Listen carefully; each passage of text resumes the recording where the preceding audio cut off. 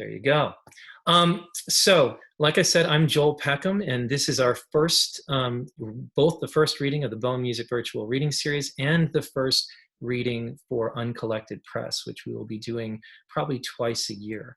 I am recently an Uncollected Press author, and we will be listening to readings from 4 different Uncollected Press authors today. Jason Gerrish, Sophia Falco, and Mike Bendzela, or Benzala. I'm probably just butchered his name. I will be introducing 3 of them, and I will also be reading myself. The chat function will be coming up at various points if you want to take a look at it. And on that chat function, I will be providing links to various things that relate to the reading, but you can also participate there if you do want to give some kind of feedback and you're on Zoom. If you're watching via Facebook, you can absolutely put comments and things on Facebook, but you should understand the authors won't be seeing them most likely as that's happening. I'm going to get started right away because I am an incredibly awkward host. And these things make me very uncomfortable. There's nothing more uncomfortable than staring at my own face. And it just causes all sorts of awkwardness. So I'm going to start by introducing Jason. Jason Gerrish attended Morehead State University, where he earned his BA and minored in creative writing. He writes to feel closer to the world and his experiences in it. Jason's first collection of poetry, titled Old State Road, in collaboration with photographer Brad Dalton, was published by Uncollected Press in April of 2021. You can also visit Jason at his website, and I will post that in the chat function so that you guys can see that. So Jason, I'm gonna ask you to unmute and turn your camera on so that you can read to us. All right. So this is Jason, and I'm going to disappear for a little bit.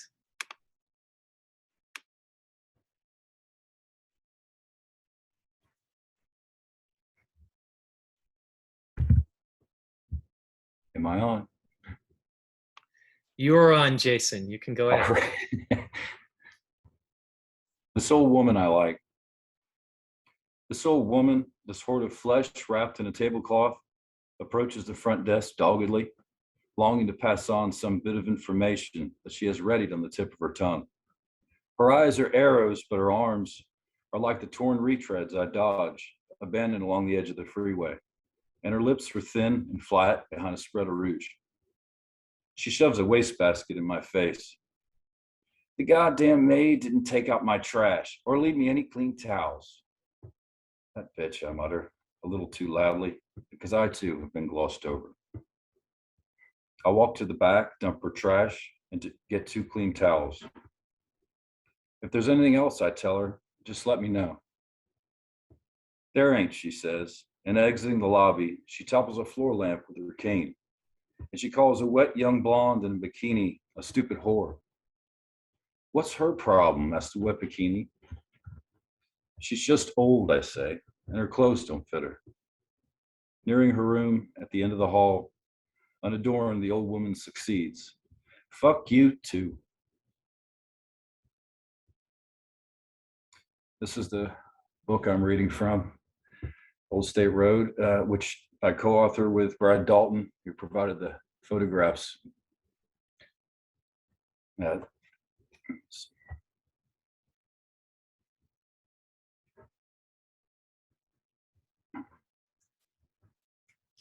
You know, a loneliness. Her husband was in the Navy. She missed him, but missing him didn't do her any good. We got together a couple times, and she made me feel like the only person in the room. Being married's fine, she said. I'm happy to belong to Joe, and I get the best of his love. I worry about him, but I know he's taking care of himself. Anyway, somebody's got to be getting fucked. When we finished, she said, you know, all you men are an inch too short. Hey, I said, you didn't like it? You couldn't tell, she answered. If I don't like it, I'll let you know. I got off the bed and went to the front window. Dull, khaki people walked by the open curtains. You know, they can see right in here plain as day, she said. I lit a cigarette, spread my stance. Why should I care? We're all an inch too short. Let's give them a good look so they can see for themselves. I was just teasing, she said. You're actually very well endowed. Really? I said. No, get out of the window. Let's get dressed and go to the bar. There was a good crowd at the 500 Club. We drank vodka, soda, watched them. Look at that one, she said, and pointed at a tall blonde guy in a striped shirt. He was standing over a brunette at the bar. She wore a low-cut black dress and yielded a dry smile. The striped shirt was talking her ears off. Can't he see she's really not interested? Poor thing, I said, but Christ, what an ego. I wonder how long he can keep it up. Oh God, she's having a terrible night. We should rescue her. How? Should I find her a plunger? 4 hours into the drink, she mentioned Joe had a scheduled port visit and he would probably call. She ordered vodka, but I asked the bartender for a water. Water? You can't hang, she said. It's just my way of making it last. It ain't going to last. What, you're not having a good time? I'm having the time of my life. She downed a drink and walked outside, leaving me at the bar. I felt dumb sitting there. I didn't wait long, finished my water and followed her. She wobbled on the edge of the sidewalk with a cigarette between her lips, fumbling through her purse. I handed her my lighter, and I saw it then. I leaned in and touched my lips to a salty tear holding to her cheek. Stop it, she said, turned back inward. Let me walk you home. Let me hold you a little. She became discreet. The moths rattled in the dead light that flew into one another. You could take me home, she said, but you need to leave in the morning. We need to take a break, you know? I lay awake while she slept, warm flesh bound by warm flesh in her drafty room, quiet, but for a faucet dripping and the thud of her cat leaping from counter to floor. Birds called in the courtyard, waiting for the sun to burn a hole through the time of our life.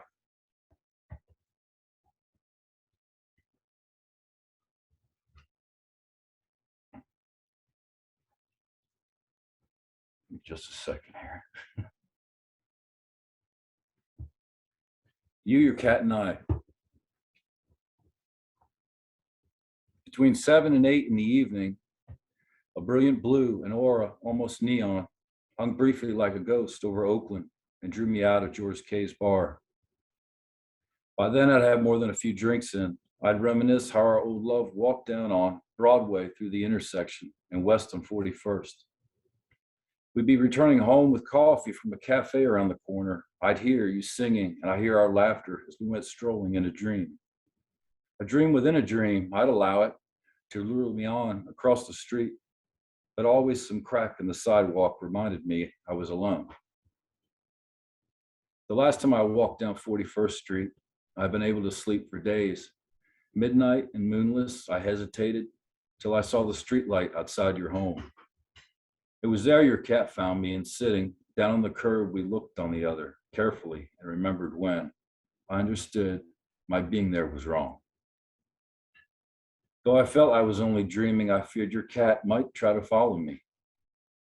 But an anxious whisper of another lone apparition drew him away. He danced with a moth till dusty wings were lost, withdrawn all at once in the staid dark night, then turned down the path and glided up the steps into light about your door.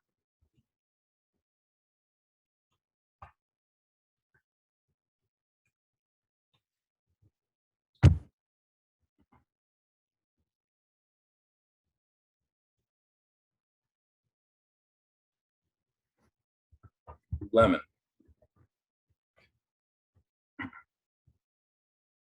I called you on the phone, but you were busy. You said the phrase, having the time of your life.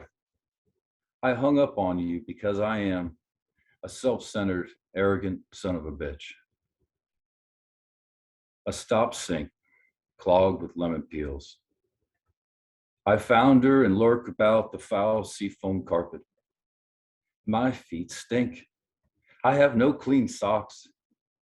Lying beside my fetid and perverted subjects, an ornery band of crushed cigarette butts rallied about a toppled ashtray. We jeer at the coffee table of Milwaukee's, liking to a beer-soaked burlesque stage. I've been trickling out fragmented letters for days now and tossing them to the floor. For weeks, I've held up, but now the tide recedes. The truth glitters the shore. All my life wasted on this thing that I am, wasted on the thing I am not. Let my words be swift, like the swallow's shadow, rising from barn walls, twisting in the sun, snaking in and out of the gloom. Let there be no rest, no end to this illusion. I am here, Muse, sitting in the olive armchair, fingertips over the keys. Why will nothing come? Am I odious and sickening? Did you ever see anything but the worst of me? Rising, nearly losing my balance, I yanked the phone out of the wall. I am the king of the wet roll of toilet paper, which I accidentally dropped into the commode. The roll I plucked out that oozed with my retrieval all over the yellowing dandelion linoleum.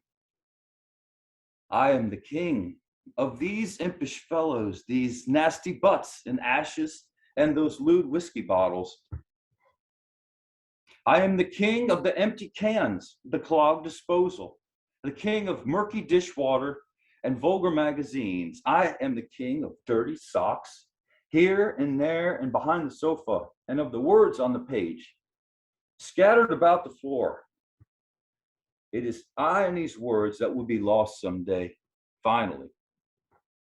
This is a place for me of lemon peels and dirty socks. It has chosen me. Like mortality, my bird thrashes and rattles, nailed to rough oak planks, painted red and beaten by the wind.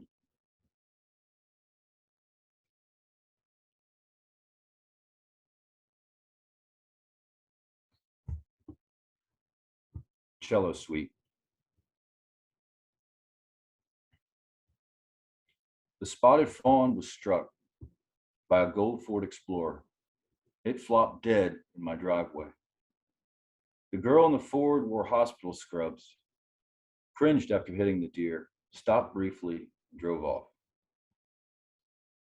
I couldn't leave the little fawn rotting 20 feet from my door, bringing in the buzzards, maggots, flies. I drug her by her hind legs, her head rambling over the uneven earth, limp and lifeless. I drug her deep into the wooded holler, and I stared back at her blank stare. Later, in the house trailer, I washed my hands and fried a steak, drank a 12-pack of Best, smoked, listened to Bach, cello suites. I could hear the spotted fawn wandering gaily, hopping in the tall grass alongside the road, calling to me just in time to see the end. The clock on the wall was done. The typewriter and I too was done. I tried again to follow the deer, but my words were stiff. I wasn't born to dance. Desperate to feel something, I dragged the sledge out from beneath the trailer. I took it to the clock. Then I went for the typewriter. The first blow destroyed it, but I kept on, blasting the thing to bits until the end of the second break in suite number 4. I opened the last beer and collapsed in the olive chair. The pieces were everywhere. I felt like I might vomit and I couldn't go on. I gathered the bent type bars, the keys, the shards of the carriage to a box. I took it to the woods. I placed it beside the fawn. The light was enough to see the blank stare. Maybe it was. a triumphant death. There wasn't anything to do without the typewriter, but it seemed best to try to sleep. That concludes my reading. The next reader will be our host, Joel Peckham. Joel is an associate professor of American literature at Marshall University. He's the author of 9 collections of poetry and prose, including Body Memory and Bone Music. Joel has published poems and essays in many journals, including Brevity, Cave Wall, Prairie Schooner, River Teeth, The Sun, The Southern Review, and Spillway. He is also a scholar of American literature whose articles on Southern literature have appeared in American Literature, Texas Studies in Literature and Language, and other journals. Ladies and gentlemen, this is Joel Peckham. Jason, you are much better at introducing people than I am. I might have to give this over to you. All right, I guess I'll get started then. Jason, you probably need to turn your camera off. That's okay. Thank you. I'm going to read from 2 books. My collection with Uncollected Press is much. I'm especially proud of the incredible artwork on this. That is by Lily Yerskis, one of my fabulous students, who is about to head off to get her master's in divinity from Yale University, but obviously she's also an incredible artist. So I am actually going to begin with 1 poem from Much, then read a couple from my other collection, Bone Music, and then finish with another piece from Much. 4 poems, but for me that takes a while. Brevity is not my skill when it comes to writing. This poem is called Catch and Release. Sometimes I struggle to forget myself in remembering what I've held and lost, the way in calling for your touch, I am a body in the process of giving up the body as the fisherman entering a river becomes the river. It is a near thing, this casting, releasing the right amount of line to load the rod with weight and lift, to leave all surfaces behind so it can sing like a whip and take me with it, drawing back until I am a balancing act, mid-air, slacked, then taut in the pull of what was, is, and comes. Line and load, where things unfurl, unfold, so the lure that licks the air flies, floats down soft, to rest trembling on the skin of another world, like a hand to the back of a lover. And there are so many worlds shimmering, layered one upon another.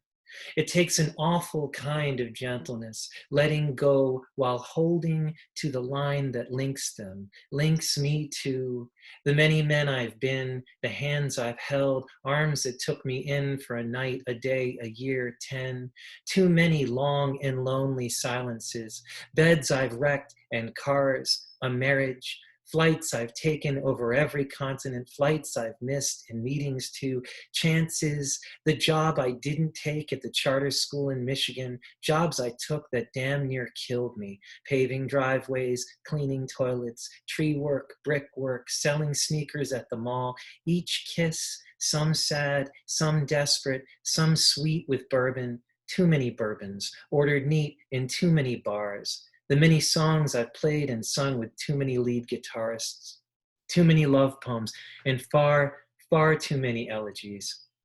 2 sons, 2 wives, 2 lives converging at a trembling point, searching for equilibrium, the way a man might stare at sun's first crescent on a river at dawn when he can still feel the halo of the moon and is stretched like a shadow across 100 feet of moving water. And the cold slows down the heart until he hears it in the cisterns and the ventricles thump close as the bracken fern and muck dissolve into a fine mist rising with the swept back wings of a northern harrier reflected on the surface. Under it, a single muscle moving in a field of flow, a pattern self-contained and undulant that waves us forward by flexing back and upward through shafts and globes until we are caught and pulled thrashing from this world. I wonder if my son was listening as I whispered, breathe in, breathe out, relax, I've got you. Then slipped a hand away from the hollow of his back as he arced up, arms spread, eyes encircled in watery light and shot with terror, flickering from me to something in the sky, a dragonfly, or a bird, or the sun in its slow blinding course. Or was he beyond listening, beyond the spell of words, as he balanced there on the edge of panic, of joy? And what did he see, if he saw it all, as I backed away in awe? Or was it just the inward, staring, wide-eyed shock of birth?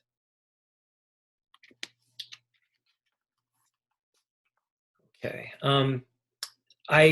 It's funny how when you're doing a reading, especially across a couple different books, you can actually find yourself creating different kinds of connections and threads. So I've been, recently there's been a lot of talk on the news about UFOs.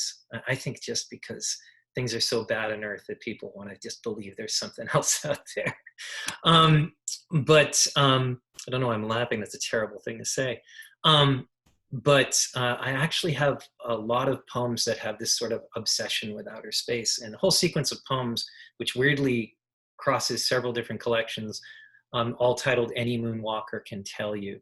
And this is one of those poems, the very first of them. Any moonwalker can tell you.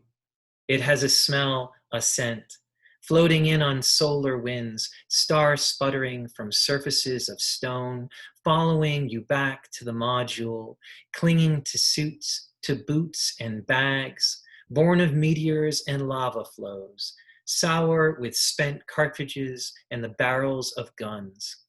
How a breath could tear apart the lungs, unzip the chromosomes. How dust clung to everything, charged, airborne. Back at mission control, in a haze of smoke, engineers and scientists smiled, nervous, laughed, lost in a whirring clatter as equations kept on truing up. The craft did not sink into the powder, and the powder, carted back to a capsule full of oxygen, did not smolder, burn, explode like a star. Deep breaths all around, easy to miss a tickle in the back of the throat, a persistent cough. What kills is never what we plan for. You have to look so close to see when change comes slow, and there's so much to blind us. After all, on the bright side, where there is no dusk, we are all moonshot and shining on the sea of tranquility, in the ocean of storms, under a clear sky, black as basalt, struck like matches, floating like dust.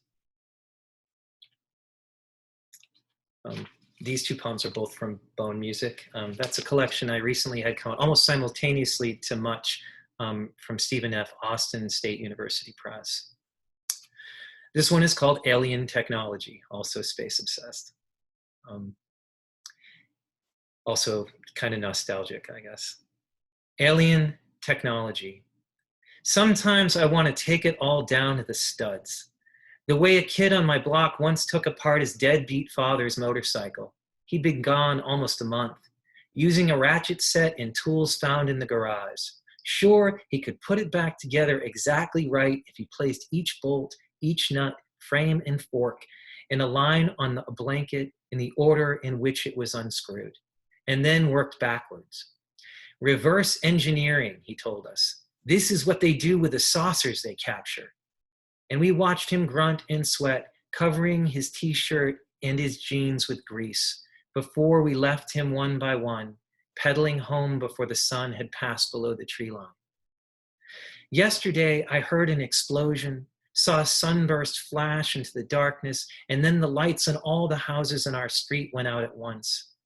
Later, we would learn how a semi too big for the back road along the highway had clipped an electrical wire and just kept going as everything stretched and popped, trailing and writhing behind in a shower of sparks. In memory, I move the scene back and forth like a DJ in a dark club, scratching a record in the middle of a song. The world a stutter, a skip. To find the moment there is no returning from, and turn it like a dial, or at least to see it as it comes, if it comes, to reproduce the solo as it was on the original recording, note for note. But we don't know by knowing. As if in making love, we could retrace our steps and bring the body to climax again and again, as if it were all one body arcing to the tongue and worked the same way every time. Where would be the darkness and the sparks? We go and keep on going. And even if we could get that engine to restart, where are all the flying saucers? Tell me that. They should be everywhere, unless they are. All right, I'm going to read one more poem, which is the last poem in Much.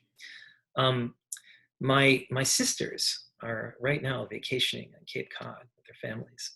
And it got me thinking about being on the beach with them as a kid. There's also this weird connection to the Big Ear telescope. Don't ask me why I make those connections. And you can't, because you can't ask me right now. Anyway, this is called Wow Signal, Dredging Light, and starts with a quote from Whitman. I too am not a bit tamed. I too am untranslatable. When it comes, it finds me shin deep in our creek as I bend my knees, lock elbows, and strain to dig down and in, and lift the tall grass from the water, heavy, sucking free the silt and sod and sediment, so when the storms of April arrive, the waters will not flood my lawn and threaten the foundation of my home.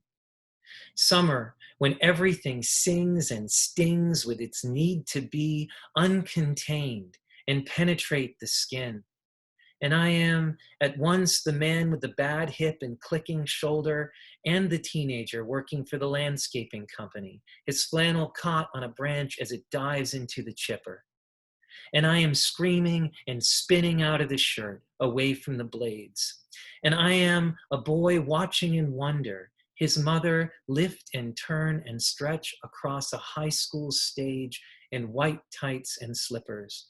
My sisters on either side, their long, thin backs growing wings, becoming birds that glide over the water, casting shadows that chase each other down the beach as I shout after them, slow down, wait for me. And the hound howling for hours through the steam of evening from behind the gate of the neighbor's yard, straining at his leash. And the sod and the silt and the grass. My hair is wet and heavy as the nearly drowned, but come back gasping.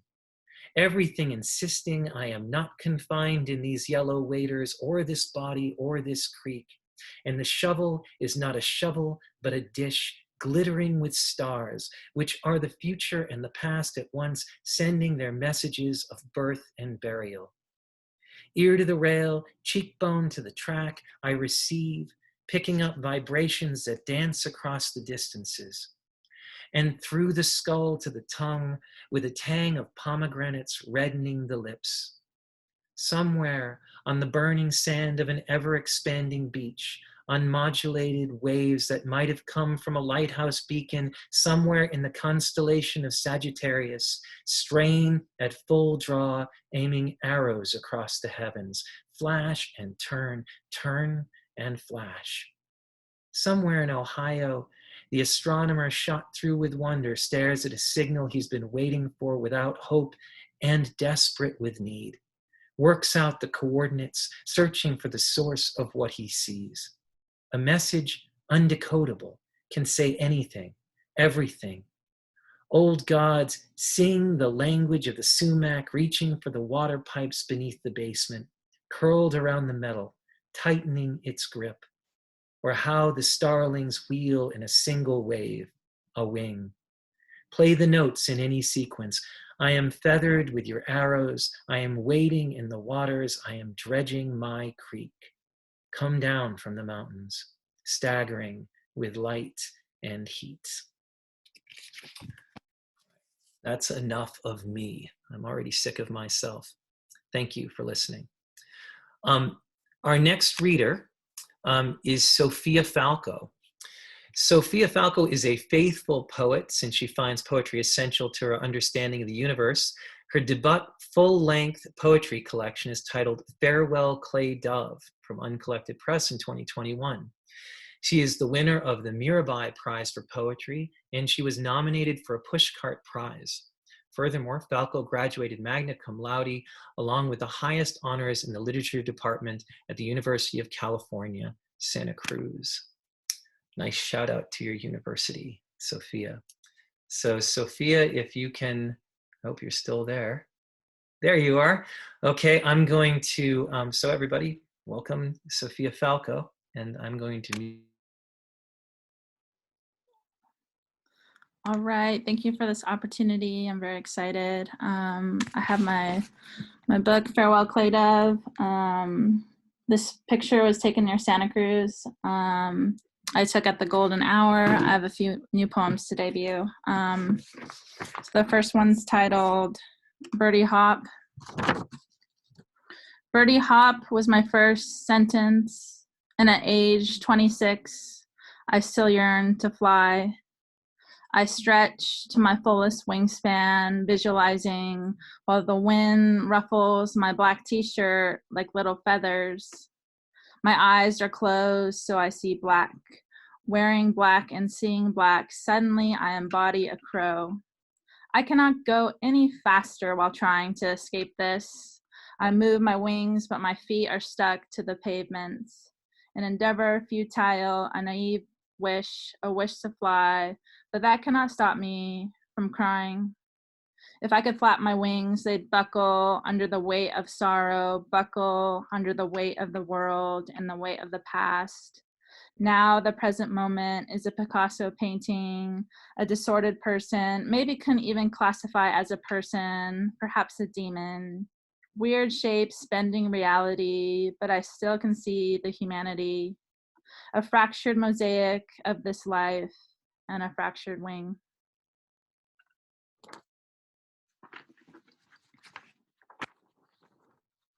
Claws. Claw marks in the sand towards the rainbow-colored pond.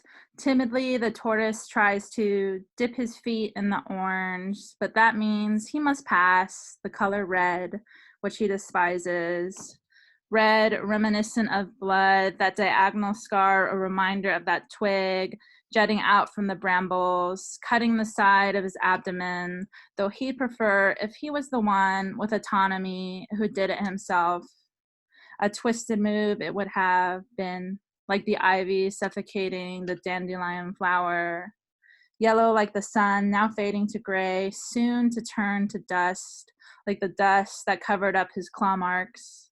He couldn't get past red. He couldn't get to the blue where he wanted to wallow in his sorrows and submerge in them, only to pop back up like how his claws pop the little bubbles the sand makes sometimes. Somewhere past the rainbow-colored pond lies the unknown.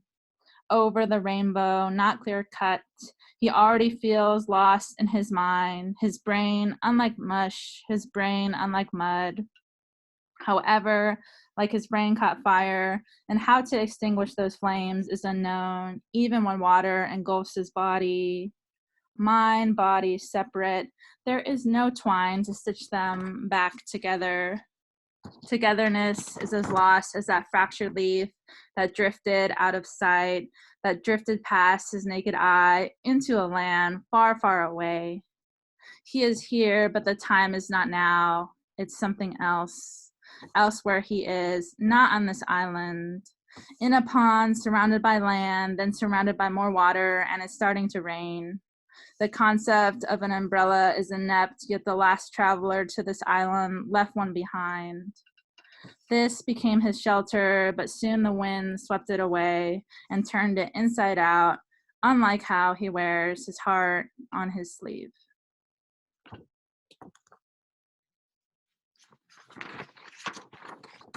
Golden rays.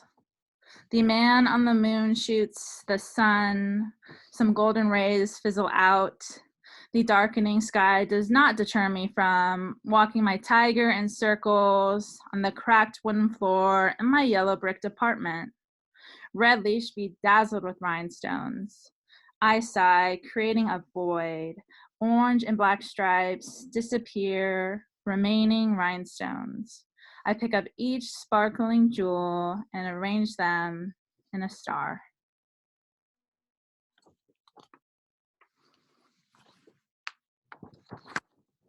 Wordless. I don't want to hit the point again where I feel writing is pointless, as if all my pencils are used up and all the lead is now lost in a sea of gray words. But now there are no words left to come forth, no words left to be born. There was a pencil sharpener, but that is now useless. I am terrified there will be nothing left to say. All my pens, but my red ones, ran out of ink too. Red is such a color that I would rather not think of, so I threw them out. She asked me, "Why did you throw out the red pens?"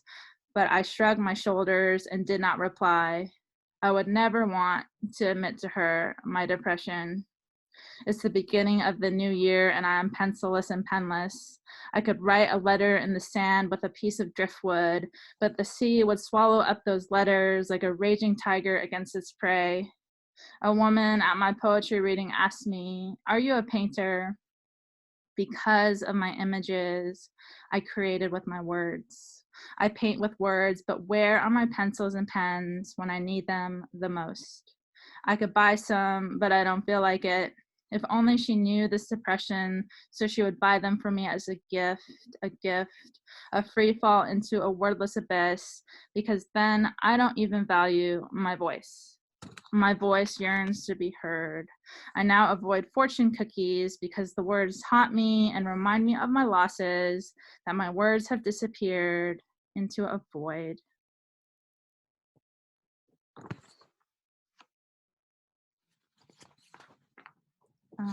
This one's titled Crimson Dove. The eyes of a crimson dove quiver. The sun washes out the color of its feathers from crimson to pink, like the melting pink ice cream with clear sprinkles it is eating on the burning black pavement. Sugar crystals sparkle. I witness the pink dove levitate and float upwards like a pink balloon into the blue sky. Pop, the man shot it.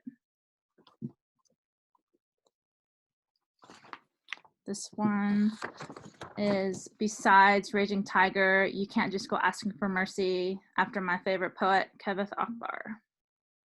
Besides Raging Tiger, you can't just go asking for mercy. With claws like that, it's easy to grasp onto prey, but even with dew claws, you cannot write words. It's as if you illegibly scribble with red ink in the snow. I do not touch red pens because they are cursed. New problem, perhaps you are blessed and provoking violence is just in your nature. Or you are cursed, whereas I am not violent, but once I succeeded at hurting myself. Do you feel pain when burrs get in your paws? The tiniest injury could lead to something monumental. Tiger, tiger, please do not burn bright. Know who you are. You're not a star. Instead, follow their light from the heavens.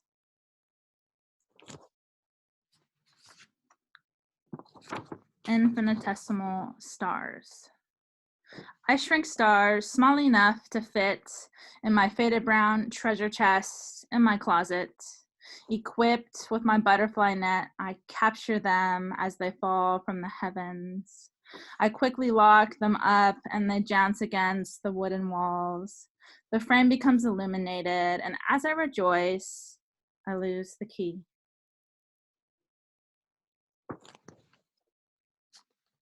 Okay, we're almost at the end here.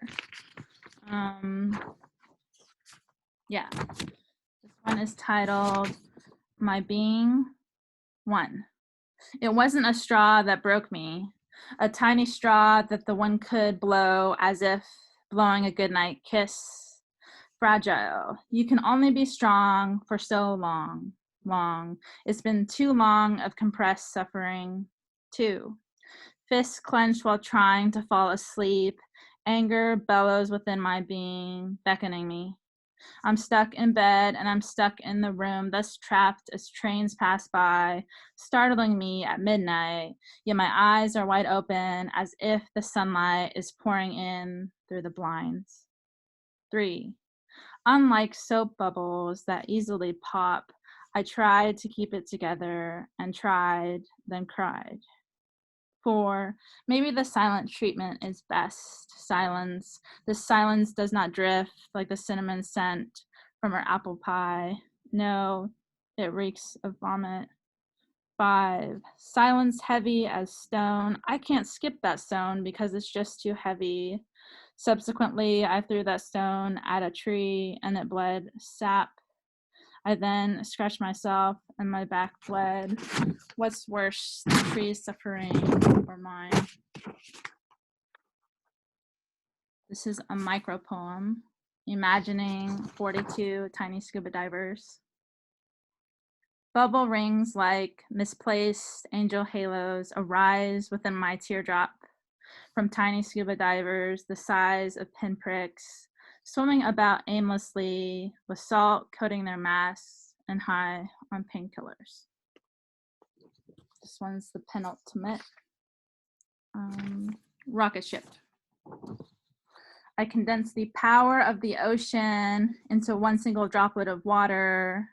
It was my hot tear that warped time during my 14-day stay in the psychiatric hospital. My body no longer felt like mine. Oh, mania. My nurse told me to paint every day. Art therapy, she said, but I could only paint countless red rocket ships that I longed to escape on, to connect my body to my mind that was somewhere lost in space and threatened by a black hole. I could feel she was disappointed in me. I taped up each identical painting to my wall just to realize that part of me was still on Earth. And then to close it off, Farewell, which was the winner of the Mirabai Prize for Poetry with Uncollected Press. Farewell. When we parted, all the water evaporated from the Earth's ocean, so only endless mountains of salt remained, as heavy as the moon, as heavy as my heart.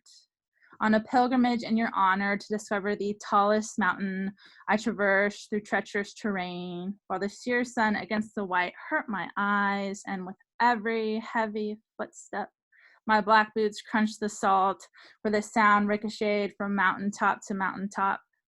I prevailed by reaching the sparkling summit, then laid flat on my back and made an angel, sensing her spirit rising while witnessing the pinnacle of the sunset. Its pink rays like roses without thorns. Oh, how I wish I could have bottled up that for you. For the sake of freedom, I shouted, let it rain, well equipped with my lifeboat made out of driftwood. The rain did come, dissolving the mountains, and I saw your reflection in a singular drop. Thank you.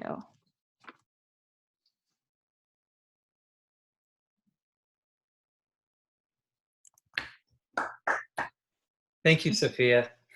We even got a little clap from an audience there. No, but that's great.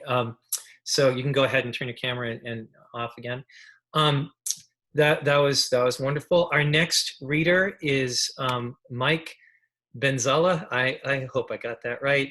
He is originally from Toledo, Ohio, received a master's degree at SUNY Binghamton, and is now settled in rural Maine with his husband and partner of 35 years. He published short stories in the 1990s in various North American periodicals and anthologies, and he received a Pushcart Prize for Fiction in 1992. He stopped writing for 15 years to start a small farm and orchard, learned old-time fiddle and banjo, and volunteer as an emergency medical technician. You'd be very good friends with one of my friends, John Van Kirk. His return to writing involves using narrative forms to teach Darwinian concepts. He teaches at the University of Southern Maine. Welcome, Mike. Hi, thank you for that introduction. And you pronounced the name right. Yay. Okay, so allow me to say a little bit about the book, Metazoan Variations. It's a collection of 203 very short fables, parables, microfictions, and prose poems inspired by my interest in evolutionary biology and ecology. Some of the pieces follow Aesop's form of a very short narrative followed by an aphorism or a moral. The book is organized basically from simple to complex, starting out with invertebrates, going through fish, and then reptiles and birds, mammals, prehistoric humans, modern humans, and then some comments on farming. And in order to kind of make this coherent and give you a sense of the whole book, I've chosen a single theme that goes throughout the book. And that theme is the harm visited on other creatures and the environment and ourselves when we allow Darwinian concepts to run freely. Concepts such as feeding and breeding and competing. Okay, so the first piece is called Locusts. The Aphrodite, that is the locusts, take to the parched field as a cloud, as they are apt to do. The terrified grain-eating hominins fleed in tears, and to appease their gods, cast their infants against a stone shrine to die. It doesn't seem right, says one locust to another, to eat so zealously when it's clear others suffer thus. Pausing on the stalk it is denuding, the other locust remarks, who blames a raindrop for the flood's destruction? This next one is called the Parasite, in this case a tick. The thousands of darlings hatched by Dermacenter albopictus find their host and settle in. The quarters are cozy, warm, and secure, and the provision plentiful. These ticks each scurry to find a good spot to dig in, and soon enough, all activity ceases as the feeding begins. The long interval during which they gorge themselves is like prayer, a period of silence commemorating those billions who have perished. These had clung to underbrush until the bitter end, waiting for a random host that never materialized. Then they died of starvation, falling like dust to the forest floor. Now their more fortunate kin swell, as cell by cell they take in the nourishing blood of their host. As surely as the sands of time fall to the bottom of the glass, the host animal becomes delirious, wandering out of winter woods and into human habitation, scraping its hide raw against rocks and trees and houses, utterly unaware of what is happening to it. A little girl parts the curtain in her woodsy home and screams at the ghost moose in her yard. Emaciated, fur gone, eyes vacant as empty goblets. By the time the game warden gets there, the moose is dead. And the moral is, catastrophe may be enacted in increments. And ghost moose is what they call those moose in Maine that are infested with ticks. This next one is called The Worm, and it was first published in 2019 in Tiny Seed Literary Journal. When the ape arrives in the land and becomes a farmer, he pulls down trees and plucks out rocks to set up his homestead. Immediately, the worm plagues him. Armyworms plow through his turf, wireworms drill into his roots, and earworms bore into his grain. To defeat them, the farmer burns the fields and turns over the soil and plants an orchard. The worm graduates to the trees, plaguing them with bark borer and fruit maggot and codling moth. Incensed, the farmer exterminates them with sprays and concoctions, smothering eggs, paralyzing adults. But the worm is tireless. It occupies the farmer's livestock, bloating their stomachs, riddling their brains, infecting their eyes. Undaunted, the farmer culls and slaughters and roasts until the worm is routed. Then the worm infests the farmer's children. It inhabits their intestines and resides in their blood. The outraged farmer invents potions that kill the worm in place. After he purges his children, they inherit the world. Finally, the farmer is down to one last worm that dwells in a far corner of his pantry. Aha, the farmer says before throttling it. What say you now, worm? It's a wonder, the worm says. Your own pestilential nature never offends you. This next one is called The Owl's View. The flat-faced, long-legged ape had become a force of nature, like a volcanic archipelago or a plague of locusts. As the hominins moved into all the hospitable areas of the planet, other species complained. Those affected included ruminant and carnivore alike, who fell victim first to the ape's arrows, then to their guns. The hominins wrenched some species to their wills, like the felids and the canids, while others became collateral damage. Squirrels, skunks, and weasels ended up crushed on road surfaces, and arthropods of all kinds dropped out of foul skies or sank to the bottoms of dingy seas. When the din of complaint reached the sensitive oval faces of some barn owls dwelling near an orchard, they reacted with amusement. It looks to us like the complainers have no problem replenishing their numbers, the owls observed. Judging by the plenitude of owls of late, we doubt there is a problem at all. The moral is, foresight entrained to self-interest is obtuse. Next is as numerous as the hares. The hares, Lepus americanus, enjoyed a reproductive frenzy, but then ran into problems. It seemed they had outstripped the land that once sustained them. When it was suggested that perhaps they were too fruitful, the cry was, no, the lynx and coyote that check us have fallen in numbers, and that's a good thing. When it was observed that the best copses were being occupied at an alarming rate, the response was, this is the result of encroachment on our habitat by other species. When the shocking news arrived that half of the browsing materials had been denuded, officials declared the problem not to be the number of mouths, but the relative inaccessibility of the other half. When a scrawny buck lost half his children to starvation, the other said, you're a scoundrel who doesn't know how to provide for his own family. We have been reduced to chasing after mice, the buck cried. If we don't do something, we could all starve. This aroused needless panic. Hares rifled through the undergrowth and hoarded what they could just in case. After thousands had died, the scrawny buck was attacked and killed for inciting a riot. The moral is, moralizing about population is fruitless. Okay, moving on to primitive man in the Pleistocene.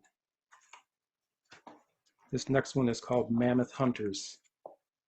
And the mammoth, it's believed they went extinct from a combination of climate change and human hunting.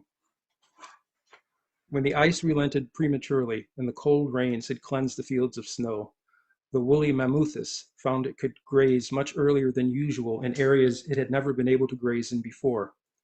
The spruce and pine forests looked particularly dark and grim, but were putting on a formidable green through the cold fog. The herd delighted in the early pastures and lingered below the walls of the glacier. The burgeoning season tempted intruder hominins north as well. They emerged from the woods like ants and streamed toward the herd, their animal hide coverings looking black in the dreary late winter light. Bristling with wooden spears, they stirred up thunder and trumpets. One mammoth tripped and went down, an elderly, slower male. But the rest got away, grateful for the anonymity of the herd. The moral? The early stages of an endgame always look manageable.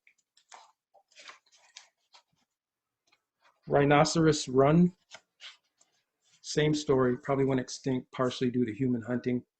And this piece first appeared in a literary magazine called Meat for Tea.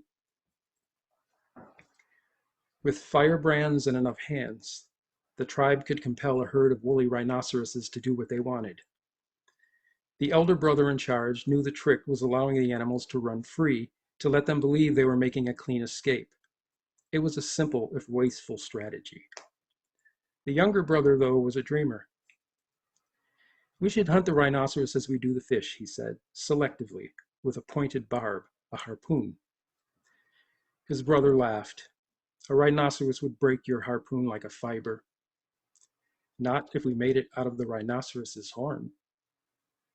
That's clever, said the elder, but why bother? That evening, they drove the rhinoceroses off a cliff. The moral, abundance contains the seed of its own undoing. This next one is called Food Chain. Once their tunnels had become stocked with earthworms, the moles could rest and contemplate their good fortune.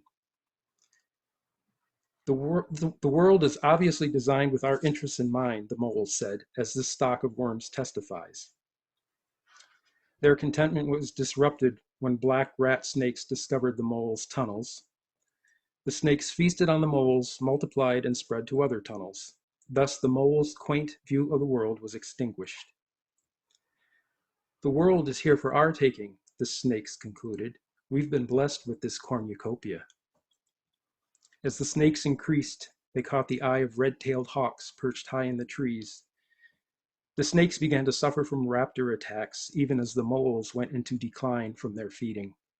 The snake's reign was ended. Who else sees the world as completely as we do, the hawks observed. We have been so positioned to take advantage of all that we can behold. The hawks' preeminence was short-lived.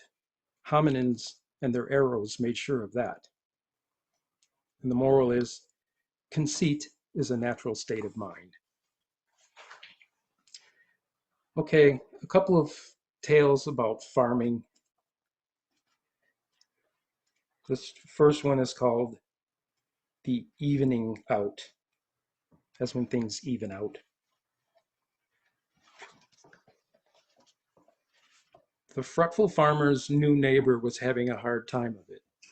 The jet stream blew cold and dry across New England, and her apple trees had too many apples that year, so their burdened limbs snapped in the high winds. The worst drought in 50 years stunted the farmer's corn and killed his hay grass. The neighbor sighed and told him, "It all evens out. There's always next year." Indeed, the following year, the jet stream got wrapped around its own axle and trundled waves of torrential rains to the North Country for months. The storms nurtured scab fungus and bacterial blight in the woman's orchard, destroying the crop. The farmer lamented the loss of his hay and corn to soggy ground. All his tractors became mired in mud. He marveled at the words of his neighbor, the lover of nature. "We tend to have short memories. One year it's dry, the next wet. This will clear up." "I guess by clear up," the fretful farmer said, "you mean clear up to your neck." And finally, I'm going to end with a pair of teeth, which comes the closest to reality, and it's actually something we've been dealing with around here in the garden. A pair of teeth. Finally, the fretful farmer now had the pernicious marmot in his cage trap. Not the flamboyant skunk, nor the feral felid, nor the pointy-faced possum. He threw a tarp over the cage and its terrified contents and lifted it from his rows of rodent-munched broccoli plants, their stems looking like broken matchsticks. He would have liked to use the leg-hold trap and just shoot the critter right there amid the stems as usual, but his neighbor, the lover of nature, had pleaded with him to be humane, to catch and release it. "This ain't like fishing," he had responded, only half joking. On his way in his truck to a secluded area a few miles away, the farmer ruminated. When nature stumbled upon the ape, nature invented a wrench. This wrench wrenches everything towards itself. The fallout is the same as letting nature take its course: profligacy, waste, terror, and death. Which is worse for the woodchuck? Instant violent death, or this lonesome, unrelenting terror? Which would you choose, little marmot? The farmer pulled off the road, took the cage out of the back of his pickup, and removed the tarp. The marmot was bunched up inside, moist with morning dew, its fur matted with piss and shit. its teeth chattering. This rodent was munching on nothing, nothing at all, but it was audibly munching. Thank you, that's all I have today. Okay, well, we're finishing up now. Thank you everyone for being here and for listening. Thank you to our authors for the wonderful work that they shared. And stay tuned. I will be hosting another reading in about a week, and hopefully not on a regular schedule, but fairly frequently from this point forward. So keep an eye on social media and my Facebook page for announcements about future readings. Again, thank you very much. This is Joel Peckham signing off, I guess.